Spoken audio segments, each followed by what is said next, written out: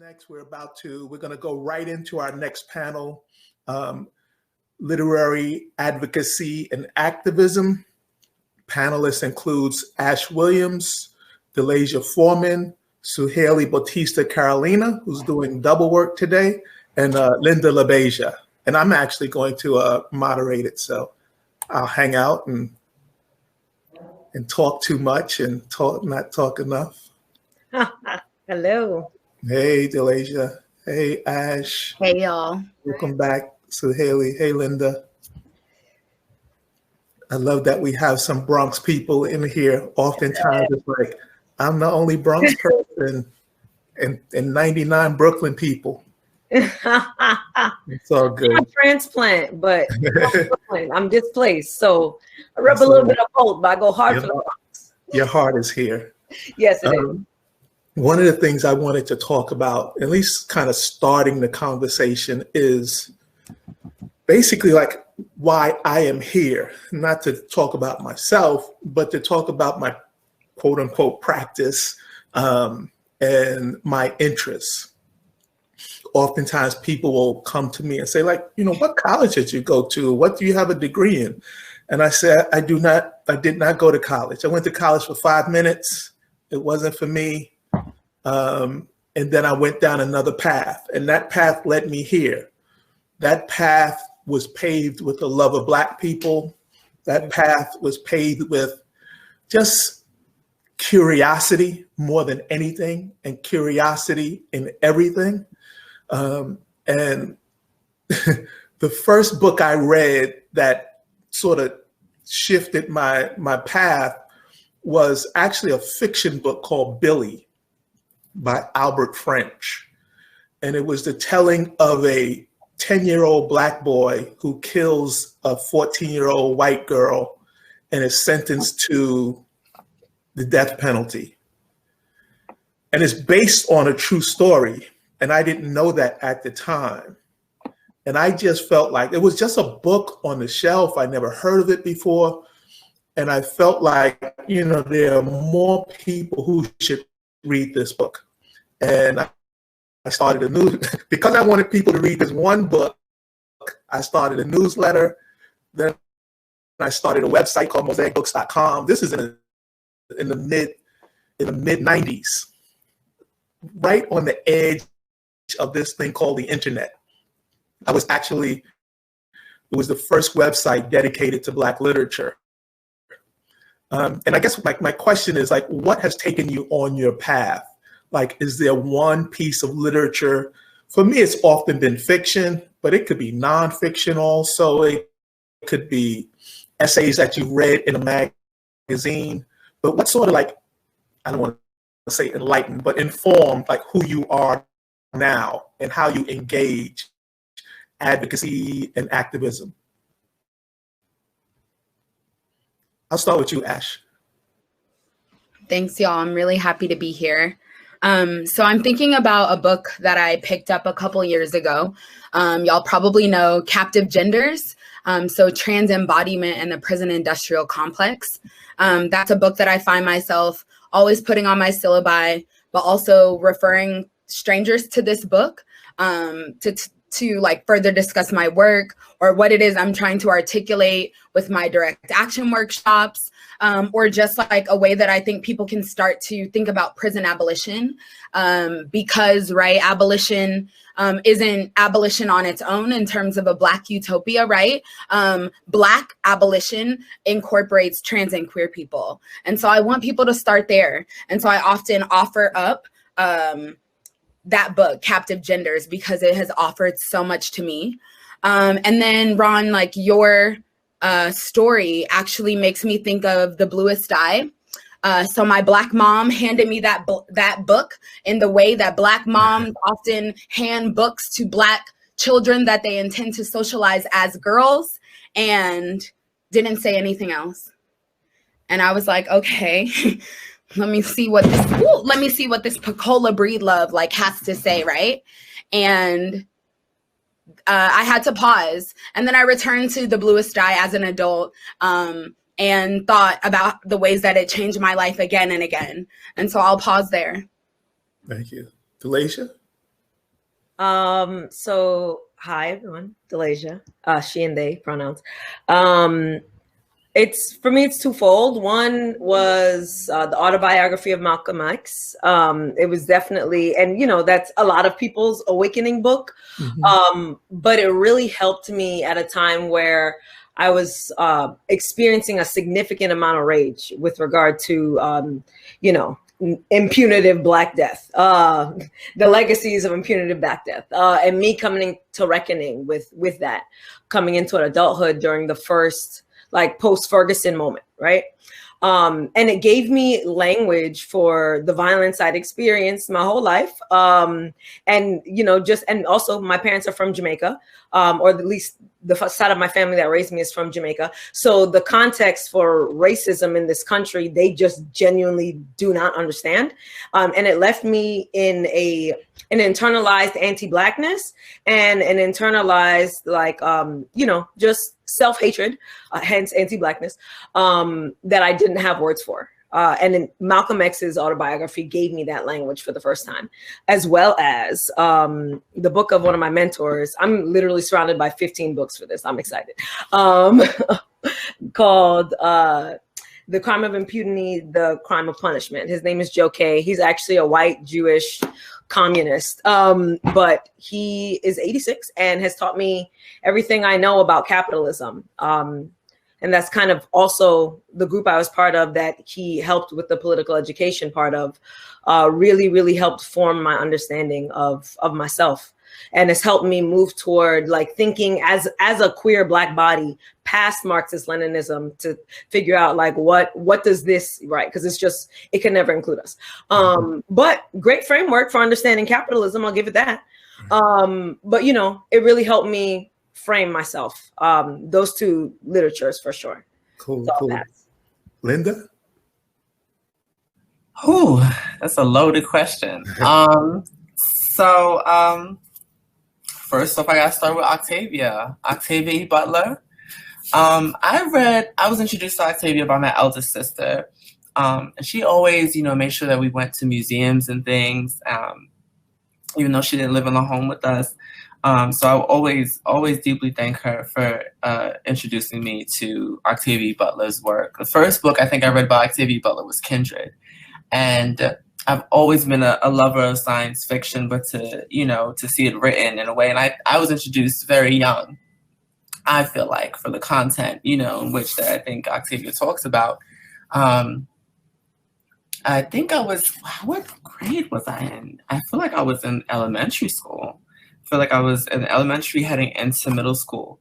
But I think what's really shaped, because I didn't know any poets or artists like myself, you know what I mean? But I think it's been a lot of what I've been exploring in my work now is, these intersections between Blackness and queerness. And I've been looking back on those artists and writers that inspired me. And it was a combination. It was a combination of poets like Maya Angelou, and the greats like Langston Hughes and Nikki Giovanni. And I think I have a Sonia Sanchez, Willie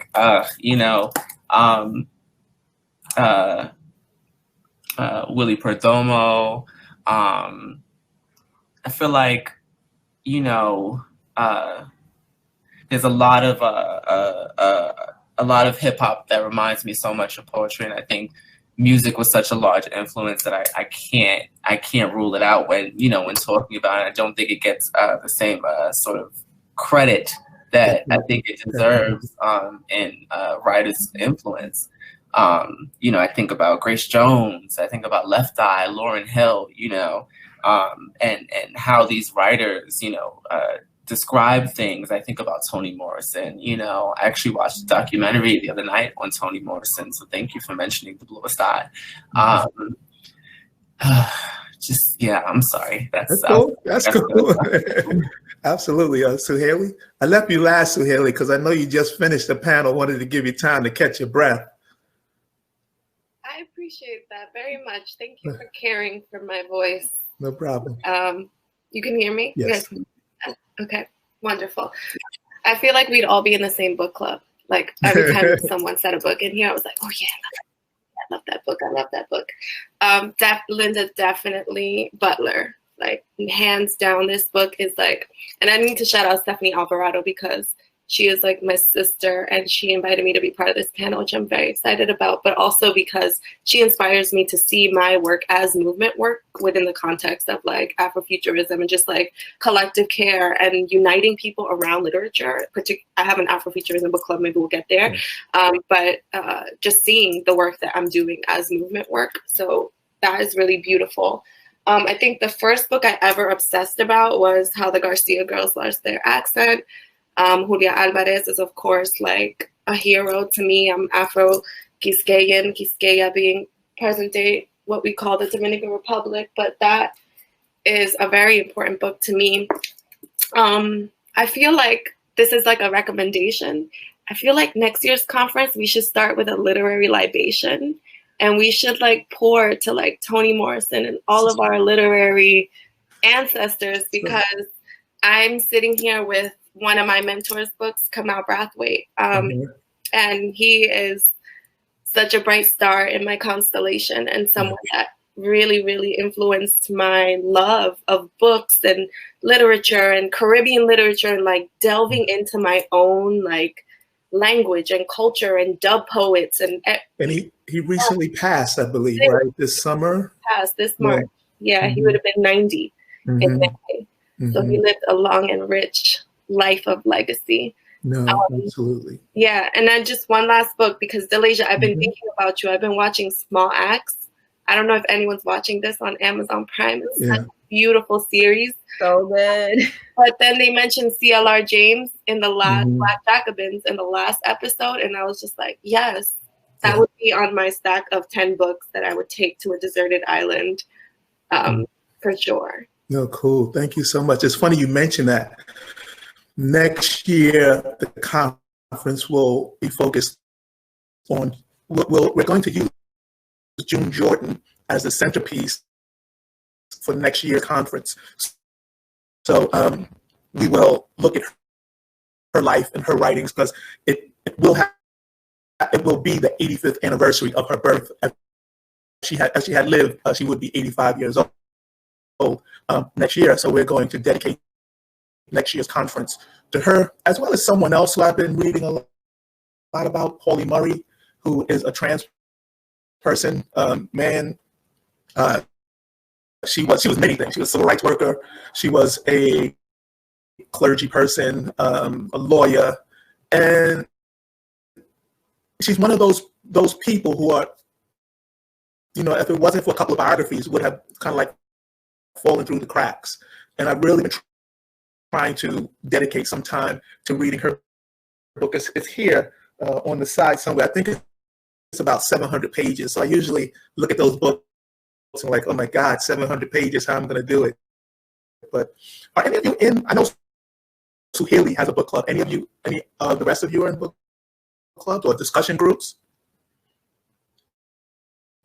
One of the things that we kind of discover in our discussions, in our discussion group, is how we can be broad and bring that breadth of a book into really like a somewhat narrow discussion.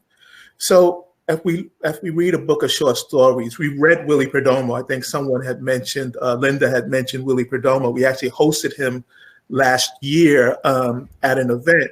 And poetry posed a challenge to many of our discussion group members. And we're just wondering, like, how do you work through, like, when you're reading a book outside of an academic setting? How do you work through that? How do you kind of assess where you want to go? When you hit there, I often tell people the reason we have a discussion group is to help you through the book, so that when you hit moments in that book that might be challenging or you have questions about it, that you have a support system to come back to. And mind you, we meet weekly. So when most book clubs meet, once they finish the book, we're meeting all through the book. And I just wanted to know, do any of you have any systems of like working your way through like hard or difficult text, or do you have some kind of book pal that you can call on? I'm thinking. I just saw you nodding your head. So. Yeah, I'm thinking about a community of folks that I'm connected to that are in something known as the Decolonial Feminist Politics Workshop. And for the last like 6 years, we've been getting together every summer, usually at the University of North Carolina at Charlotte, to discuss one feminist writer. So we've discussed Saida Hartman, but also Sylvia Winter, which was particularly difficult for me to read alone, or when I was in a philosophy program, right? Even not so much alone, but also very much alone as a Black trans person. I think Lugones, and then I'm not sure what's coming up, but I'm really excited to dive in with those folks. Every year there is a different batch of folks, but for that 1 week, I have a community unlike what I was offered in my program, but also like it's different than what exists in terms of the organizing community that I have. So I, like many other organizers, have really tried to string together a gay book club to meet weekly and strongly. And like organizers just don't have a lot of time.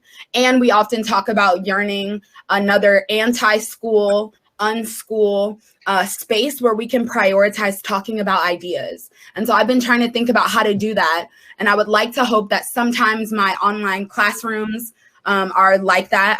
I teach at UNC Charlotte in the Women's and Gender Studies Black Abolitionist Dreaming class, and then a class on Black, Queer, and Trans Studies. And so I would love to hope that my students get a little piece of like what it's like to try to support each other through a text. And I can say that as an organizer, I don't really get that. And I also don't get it outside of an academic context either, unfortunately. It's interesting. Like you're on a campus. It would seem simple for you to get a book club together. Is it about the community? Is it about the queer identity of the book club? Like, what do you think are your challenges? I think that at this point, a book club might seem additional to the folks that I'm in community with. We do a lot of different types of political education that do not look like working hard through a text, or even staying close to the reading at all, I can say. And so I think folks might feel like a little overcooked by the idea of like another book club, as we are doing like teach-ins and we're having to like study up from time to time on particular workshops that we're facilitating. Different parts of the year, we're talking about direct action, know your right, how to use your body to turn up on the state, but also how to take care of yourself. And it feels like we're always trying to like learn the latest, newest, best practices in those areas. And that a book club, the idea of like, talking about ideas just off the strength, just to talk and build that way, I think folks might feel like it was additional to the other things that we're doing, unfortunately. Yeah. Oh, may I jump in on that? Yeah, go ahead. Ash, I 1000% agree with that. 1,000,000,000%. I actually wrote my dissertation based on Sylvia Winter's work, and wow, so difficult. But still so poignant. But to go back to the point of like, what's the medium? So I'm part of a group called Take Back the Bronx. We don't play. And we did a political education grounding series recently, where we did for maybe six sessions. We met in person, socially distanced, and did curriculum about kind of our group, the lay of the Bronx, the work that we've done. And it was not text-based, but still educational. And that was kind of the sweet spot. And with regard to the literature piece, I feel as though something that helped us was the fact that we were like, okay, as opposed to asking people, which has been my experience with political education in the past, but this is when I was in a group of people who were mostly students. We're talking about people who are students, who are parents, who are workers, who have a bunch of things going on and don't have time to read a 30-page document. They just don't. I barely can find time, and I don't have no kids. So I can only imagine how people feel who have like life potentially houseless or transient, all sorts of things. So instead, we had shorter excerpts and then read them aloud, section by section with one another, and just use that as the space to discuss the idea. Because I think something, particularly when we're centering working class, poor, unhoused, folks who are like don't have the access to quote unquote stability that capitalism likes to claim is possible, and is not even possible for those of us who do have some privilege, like a roof. It's creating the space, and the praxis of the ideas is far more important sometimes than being like, we're going to read this thing. Not to walk away from the significance of literacy, but there are so many ways in which we can look at literacy that don't have to do with like what we read. Literacy is also emotional. Literacy is like how you can show up in space. Literacy is a bunch of things. So yeah, I think something that we've seen and that I've seen is just focusing more on the idea than this institutionalized conceptualization of how people are supposed to learn or how people are supposed to study, which is why I think cultural production is, back to Linda's point on hip hop, for how we discuss ideas for our Black utopia. Yeah, cool. One of the challenges we have with a weekly book club, people are in different stages of care, child care, elder care, spouse care, and we try, hopefully by making it weekly, people can kind of come and go. So we understand when people can't come a week or 2 weeks. Some people come the first week. This is when we were meeting in person. Some people would come the first week and then couldn't come until the last week. And we tell everybody, that's totally cool. This is your book club. You're not going to get a demerit, or you're not going to get, sent home if you can't come, if you can only come once, for 4 or 5 sessions. So it's so important to kind of like build out those spaces, so that people do understand that they can sort of come and go as they feel, they can, as their schedule will allow. And oftentimes they will bring their children with them. And we say, yeah, that's totally cool. Usually they'll just sit there and play PlayStation or whatever they want to do. But I would rather the child be there than, be there in a room of people reading and discussing books than the mom taking the child home on the train and not doing anything when they both could be in this sort of richer space. So Hailie, I know you have a book club. Yeah, thank you. Yeah, it's funny because I think the trajectory of the book club has evolved into a more active space politically, I would say. So a lot of what we were reading at first felt just, the book club has been active since 2014. So this is our 6th year. And we have a placeholder at Black Magic Book Club.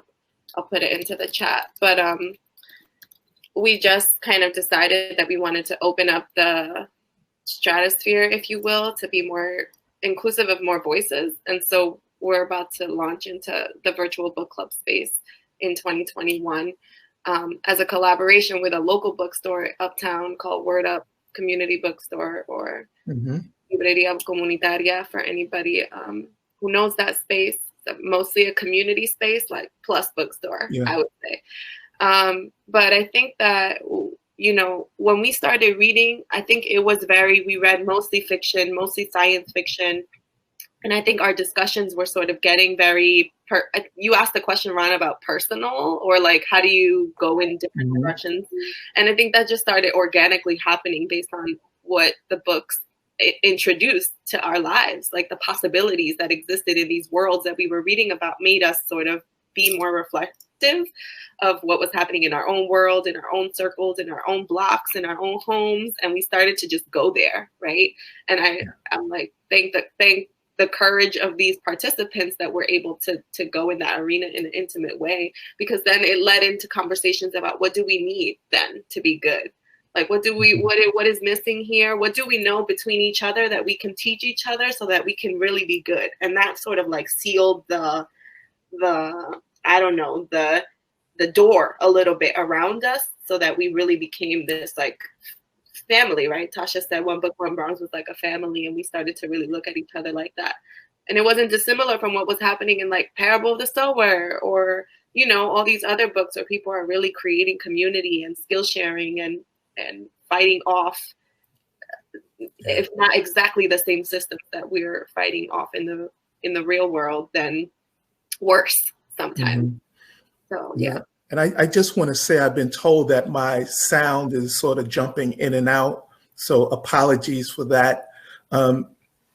We just finished reading a memoir, Saeed Jones, How We Fight for Our Lives. Saeed's a poet, relatively well known, I guess. But do any of you sort of go down that path of reading memoirs? Sometimes they can be a little fraught. People bringing opinions that the group might not share. But we try to, One Book, One Bronze, we try to stay open to everything. Are you hesitant to be open to every book, or are you more trying to set like a clearly curated sort of palette? I don't know, Linda, if you want to jump in.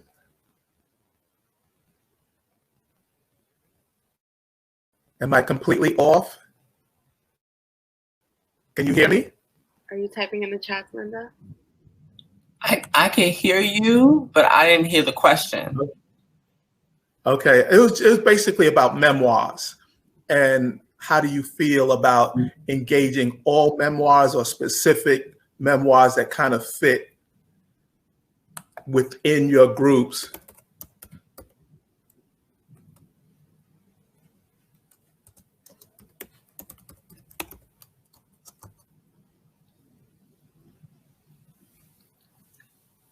Because can you still cannot hear me? Can you hear me? I can hear y'all, yes. Ron asked about how memoirs fit into your reading group, or in any reading group you've done, and how they kind of like, you know, shape the group, or if that's something that folks are into or not. Yeah, even if it's.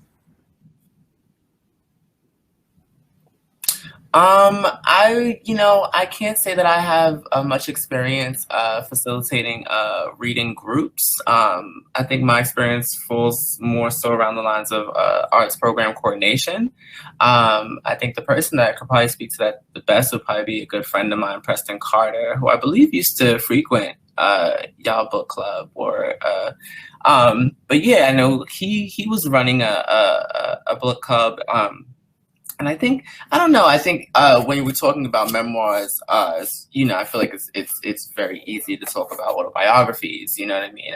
I think whenever you're talking about a work that's about one's own self-reflection, I feel like there's always the question of it was a question that I think a guitarist posed to me. You know, the worth of constantly writing about self, and constantly writing from your own experience, and how limiting that could be sometimes if that is all you're reading. Yeah.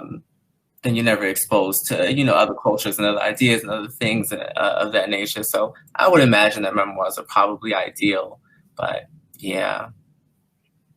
Cool. Thank you. Daleeja, you want to add to that, or? Sure. I actually do not spend a lot of time with memoirs personally. A lot of what I read is like analysis. I'm trying to get more into memoirs. I feel like, well, here's one that I just listed. Another one, aside from Sylvia Wynter, Left of Karl Marx is kind of a memoir about Claudia Jones, who is an incredible was RIP, an incredible Black communist, who also was the reason that the carnival in England, or in London, actually was started. So, I mean, I don't know. It's typically not my preferred reading, but that's something I'm trying to challenge myself to not really do, because my brain gets a little like atypical sometimes when it comes to taking in information.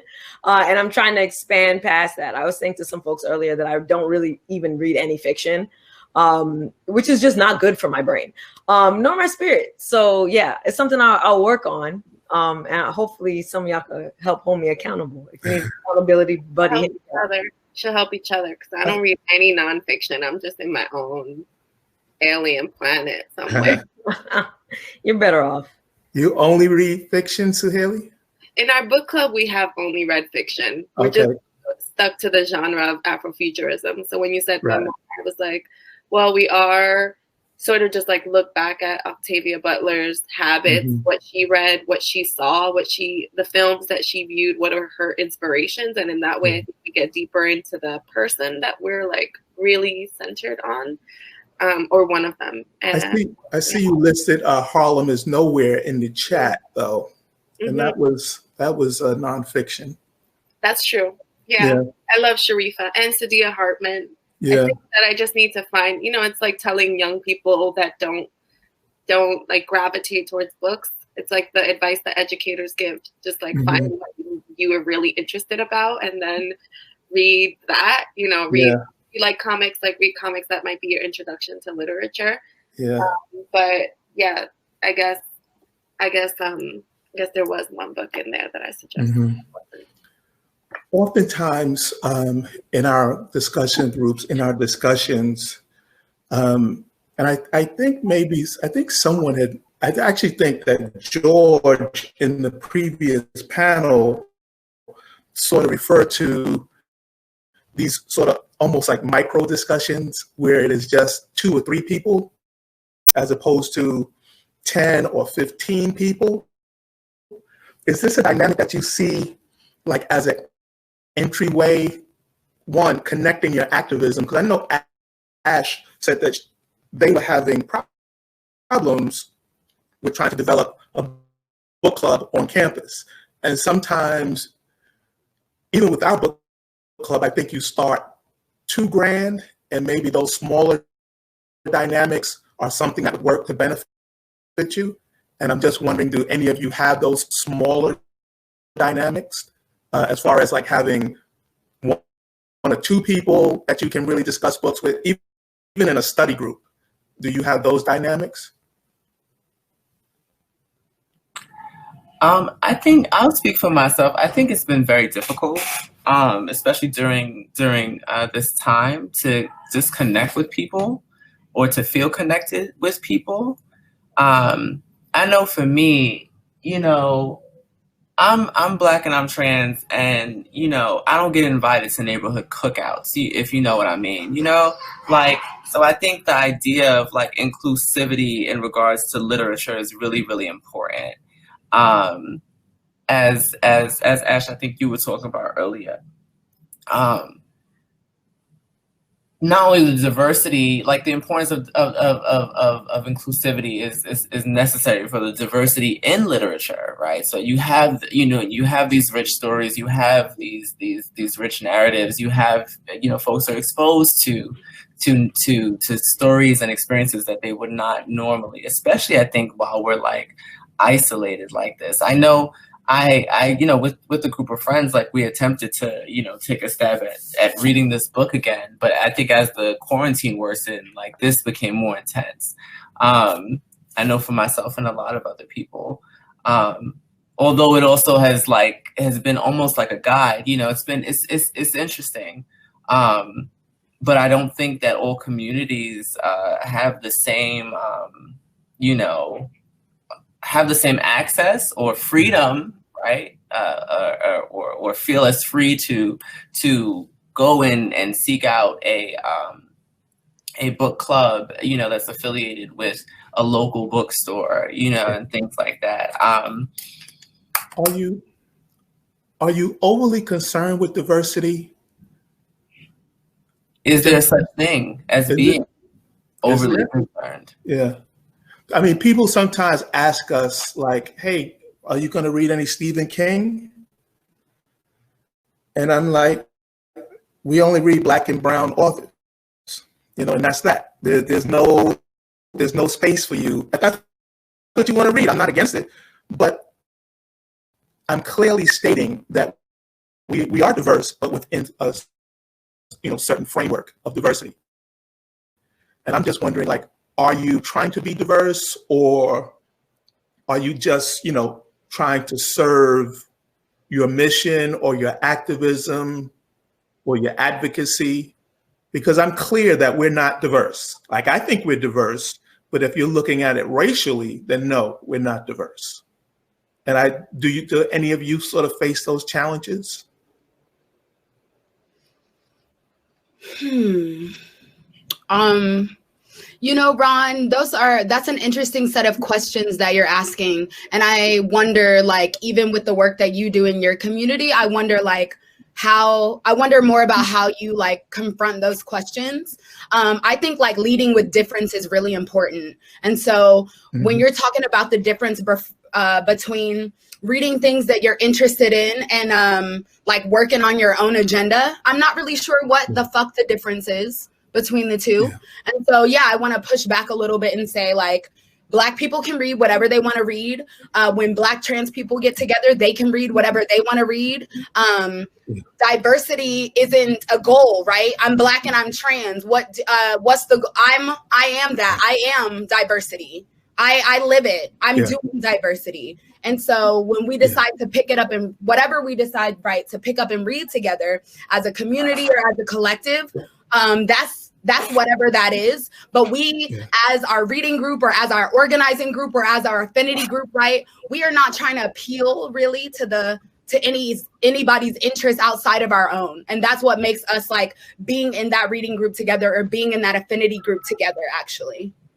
Are those interests. Those things are the things that bring us together. That difference that we're leading with, that is why, on the strength of which that we are there. That's the strength of it.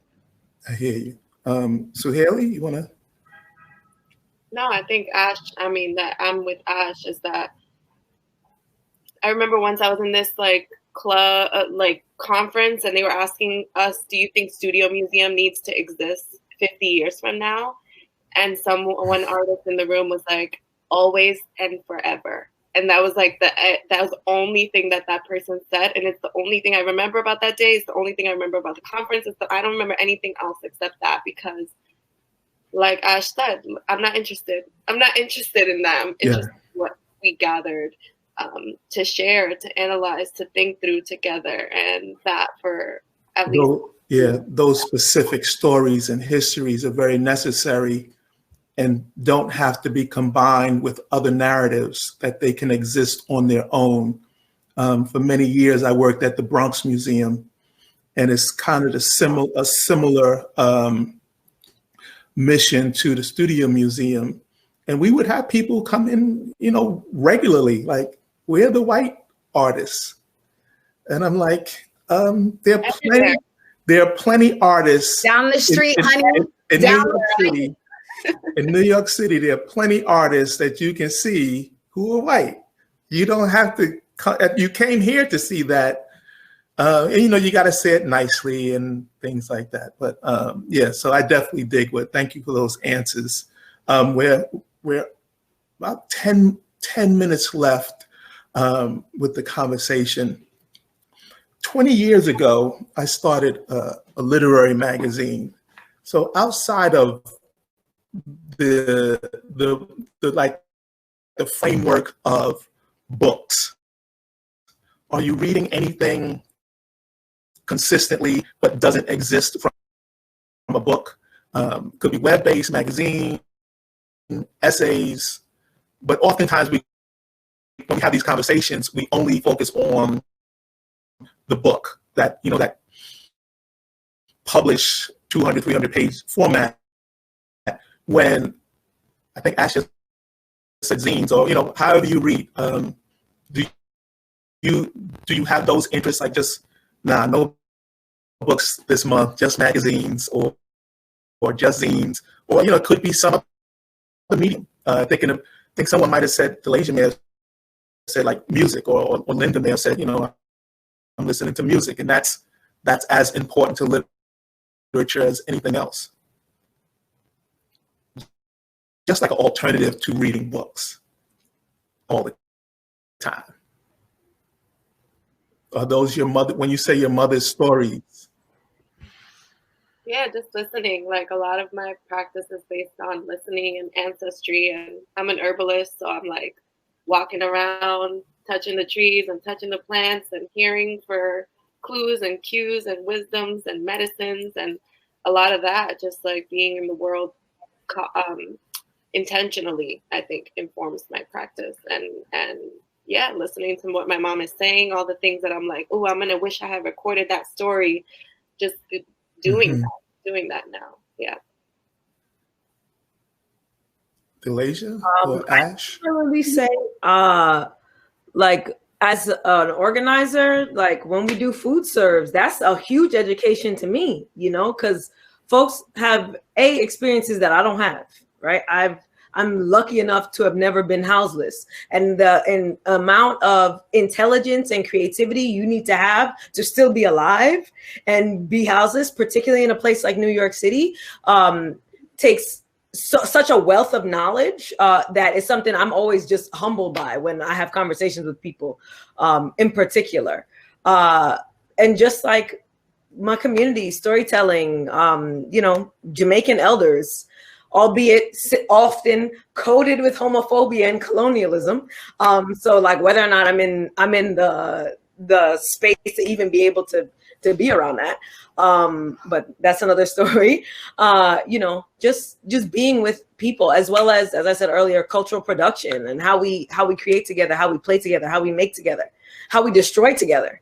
Those are some of the biggest learning lessons I've gotten, is like have been in like squatting buildings, you know, like that blew my mind, especially coming from here, you know, living in the real estate state. I never even imagined squatting a building for real, you know, because it's just not heard of. Also, we have a militarized policing here that doesn't exist in where I did this was in London, where the conditions were possible to squat. And that was a huge learning experience. That was my learning experience when I went there. So I'd say just like experiences of oppressed people and how we always find means to create what human means for us, and to reimagine that consistently in a way that isn't hierarchical and doesn't put us against other living beings on this planet. But yeah, I'll leave it there.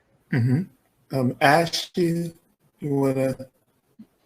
I wrote in the chat, I put down counter archives, which I believe Saida Hartman kind of pushes us to like critically interrogate, but also memes. So with Charlotte Uprising, we make fun of the sheriff and the chief of police using memes a lot. It really speaks to young Black Generation Z folks. And so while I'm not the best at meme art, you know, I can definitely share it on social media. And then I believe that like the stuff that Daleeja is talking about, I want to call that counter archives, right? Like right now I have these open charges for allegedly littering and trespassing at the house of the ICE director in Richmond, Virginia, with 8 of my friends. And we're calling ourselves the Divine Nine, or Tony Pham's Nightmare Nine. His name's Tony Pham, the director of ICE. And I will never forget when the sheriff handed us the papers for our charges. And even though I've been organizing for a really long time, I never have been arrested. And actually even as I got those charges, still wasn't arrested. And I thought that was going to be my time. Anyway, I'm looking at my arrest paperwork and I'm trying to like synthesize the information. And I'm like, okay, so the state decided what we did was criminal. They have like charged us. It's the first, one of the first times that for myself, I'm having to think about, so I have these charges, what are the ways that that's going to impact my employment or other things that I need to survive? And that the state said that we were littering and trespassing, right? Like we were performatively putting body bags down on this person's lawn. We were putting down pictures and names of our loved ones who have passed away in ICE facilities or people who were currently in ICE facilities. So like when he says littering, when the state writes littering, I'm like, what the fuck does that mean? Trespassing, like there's no trespassing on stolen land. And so I'm thinking about my tweets, and I'm thinking about our Instagram stories that only exist for 24 hours, right? And I'm thinking about the pieces of us along this like constellation of events that's our lives that will be left, whether it be like the paperwork of the charges. There ain't no mugshot right now of me, but maybe there will be one, right? Or maybe someone's gonna see something that I wrote about how what we were doing like wasn't littering or trespassing. And so I'm really interested in the things that get left behind about us and the things that we intentionally leave behind as queer and trans people. And I think we are finding creative ways to do that, especially considering surveillance, right? So I don't need to write everything down. I don't need to tweet about everything, and I want something to be there that represents like what we've been doing all this time and how hard we've been working.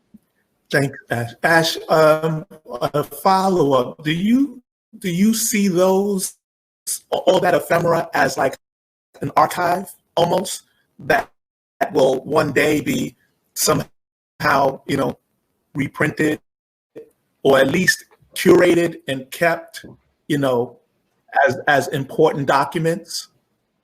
I'm slow to say yes, because in the world that we live in order for that to happen, somebody's got to own it. And I ain't really down with that. Or we haven't decided who that institution or person is going to be. And so, I kind of like the idea that like, if you were there, it happened. If you weren't there, maybe it didn't happen to you, or whatever was real for me, that was real. And the people, again, that were involved, like that was enough. I'm only like 28 years old. And I think that I'll be playing with that idea about what I want to leave behind, and what I want people to be able to find. And I think a lot of that is not up to me at all, right? Like the charges that I got, I didn't decide to call what I did trespassing or littering, and it's out there, and I guess it's going to be out there for a long time, they tell me. So, yeah, but I like to believe that the work I'm doing or the books that I'm reading right now are more about who I am than like something that was written on a paper about what I did in 2019. Thank you so much. Thank you. That was a deep answer. Yes. I just want to say that artists, like I straddle these two worlds of like art and herbalism, and I just want to shine on artists who are always like, not always, some artists who are definitely thinking about the archive and how to flip the script, sort of, right? I'm thinking Miguel Luciano, who did this mapping resistance project in El Barrio this summer and did these walking tours, right? Where he was like uplifting the history of the Young Lords Party on the blocks where things took place, where actions and demonstrations took place, and bringing in the, like Hiram Maritzani, the still living original photographer, and just like me being there, listening, and then taking that to my daughter is another form of archive, right? Of archival work, right? Because let's say, as Ash is saying, when the internet doesn't last forever, maybe these photographs disintegrate and the internet dies, but I'll still have this story, and so will my daughter, and that is another form of resistance that I think artists sometimes offer us. Thank you. Do you see the internet as part of this conversation, either reading or archiving or building some catalog of information that is part of? So like to tell the George Floyd story or Breonna Taylor story, you have to look at Instagram and you have to look at Twitter, but you also have to look at all the writing that was done in newspapers. And you also have to look at all the official government documents that were created around these crimes. And I'm just wondering, going forward, do you think, God forbid, Facebook and Instagram will now have the same authority as journalism? I think it already does. Unfortunately, it's so interesting. My grandfather passed back in September, and I went back to Antigua for the funeral. And when my sister and I got back, we were really depressed. For some reason, taking the loss here felt worse than taking the loss there. And she told me about how filling it felt to be out there, and be surrounded by the beaches so much that we didn't really even eat much while we were out there. And since I've been back, I've been thinking a lot for the last few months about what it means to feel full, and what we take in, whether we consume it physically or audio, through our ears, through our eyes, through our skin, all of these other sensory elements. So when I hear the question, like what do you read? Like I think about what we take in visually, and I think you're right. I think it's police reports, it's newspapers, it's magazines, it's tabloids, it's social media. It's very, very heavy social media. What we're taking in visually now is so heavy, electronically. I don't think we're reading as much on paper, unless it's bills, unless it's, I know now, as an actress and playwright, I'm reading plays, and I think it's nice to be able to be a part of creating those narratives and to listen to the other narratives that other people are creating right now. But we read maps, we read signs, we read cards, we read numbers, we read all kinds of things, especially as Black folk, but I think it's so important, like what we take in visually, because I think we take in a lot of garbage. Thank you. So on that note, I'm going to wrap things up. I want to thank Ash Williams, Daleeja Foreman, Linda LaBeija, and Suhaly Bautista-Carolina for joining me, having a wonderful conversation. Thanks to you all. Up next is... Thank you. If I can get there really quick. Oh, thank you all. And up next